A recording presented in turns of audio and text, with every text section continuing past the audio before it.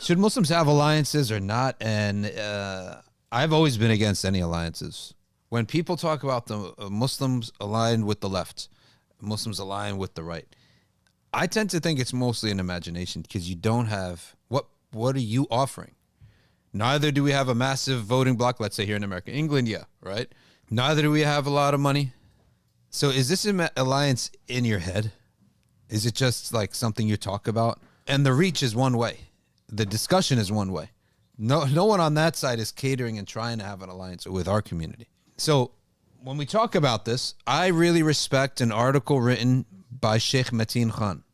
Sheikh Mateen Khan is one of our neighbors in the area, and he teaches Hanafi fiqh, and him and I do programs. So he says, Islam and Muslims have a long history in America and are very much part of the legacy of the United States. Muslims and non-Muslims have worked together, lived together, played together. We have constructed institutions of peace and have even fought wars together. I would say Muslims have been involved in these things more so than we've done it all together, like as if we're a significant social and political body, which I don't think that we are in the United States, at least. In England, yeah, maybe. This involves collaboration with groups whose values and teachings may be in direct opposition to Islamic ethics, morality, code, Sharia, etc. So this article attempts to guide Muslim leaders at all levels and the general Muslim public at large in a direction which benefits the national interest and protects Islam. All right, let's take a look at the fiqh.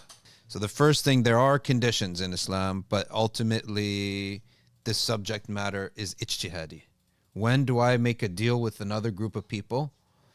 If the deal entails something forbidden in Islam, then we don't need a discussion. We know that that's unlawful, right? But if it doesn't, but I'm getting cozy with a group that does other bad things or un-Islamic things, that's an ijtihadi matter. You're really just weighing right and wrong. And you may have ultimately, at the worst case scenario, is you believe that person is upon a misguided error, not sinful, right? You take this is an error of judgment, and it could lead to harms in the future. Speculation. That's all speculation, right? So he says here that we cannot be swept up in the euphoria of nationalism or anti-establishment rhetoric by simply following the masses or the words of a dynamic speaker. After the Prophet's migration, jurisprudence and state legislation were unified under his guidance and the guidance of several khulafa. However, since this time, the two have been separated. Islamic scholarship has been engaged in a process of risk management and the defense of Islam. Our main priority as Muslims is to be able to live, worship, and live our lives in a way pleasing to Allah. And every Muslim by necessity believes that Allah Ta'ala has guided us solely for our benefit. All right, so the role of Islamic scholarship and leadership has been and continues to be charting a course that defends normative Islam through constant harm-benefit analysis. And it's been a long time that the leaders of nations and Islamic scholarships who care about the Quran have been separate. All right, somebody once asked me recently, why is it that all the masajid operate by calculation, but yet all the madaris, all the Dar Ulums, all the Islamic seminaries, they all uphold moon sighting. Like by the book, the argument, moon sighting is the default. And these other ideas are fatawa, right? And many, many, many scholars deem these fatawa to be false fatawa, incorrect fatawa. It's a fatwa, but it could be right and wrong, and they deem it to be wrong. Well, the answer is that masajid aren't even the masajid are not run by scholars. It's crazy. Like their executive power of the scholarly class in the ummah has shrunk so much that they do not even run the masajid anymore. They may run their zawiyah or their Dar Ulum institutions or their madaris. They don't even run the masajid. Right? And even in Islamic countries, when they do, it's with orders. So, whenever masajid are now predominantly run by administrators. They run masajid. Not scholars may have more or less input in masajid, and Sheikh Amin runs his from top to bottom. Muhammad in Atlantic City. Alhamdulillah, MBIC gives me a lot of space, but ultimately, the vast majority of masajid are just run by admins.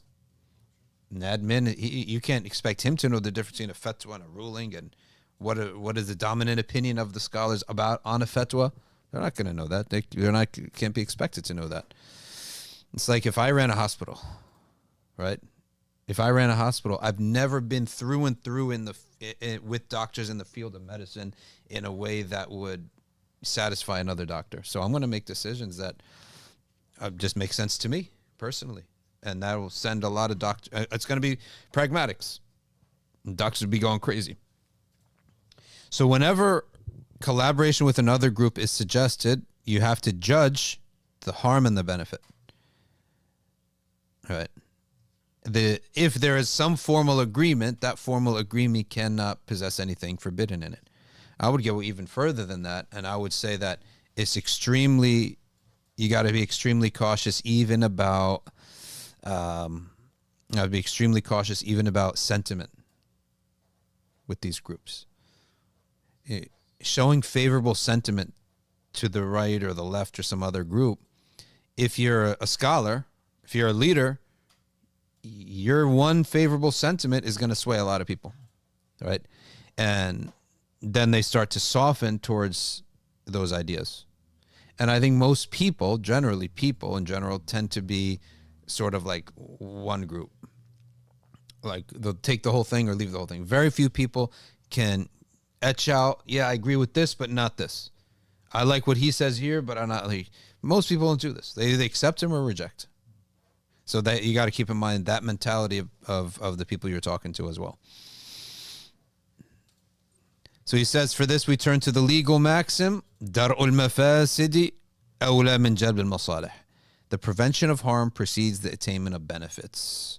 This particular maxim is extrapolated among other things from the prophetic hadith. If I forbid you to do something, then keep away from it. If I order you to do something, do as much of it as you can. It is based on this maxim, for example, that Muslims are not permitted to make beneficial changes to their property that might cause harm to their neighbor. Some benefits me but harms my neighbor. For example, another example of those, I can't lower my prices so much in order to benefit the community in a manner that would put my neighbor out of business. And for example, in the old days, you used to have all the juicers in one area, all the butchers. That makes life easy for everybody. They could compare all the meat or compare all the clothes in one area. So it's actually, we're taught in fiqh that you're not allowed to lower your prices even to benefit society, the people, if that would cause your neighbor to go out of business. Even if you just want to be charitable. So that's a halal thing that you're doing that looks good on the outside, but it harms somebody else. And even if it benefits 100 people in their single transaction of buying the meat, but it destroys another person's full livelihood. And livelihood is over a transaction, right? Livelihood is more important. So we don't judge in Islam a thing just by the intent, nor by the immediate image of what it is. It's also judged by the clear result that it's having. Now, if the result is speculative and we don't know, then that's different. But it's always good to review this and to look at these masail of ilm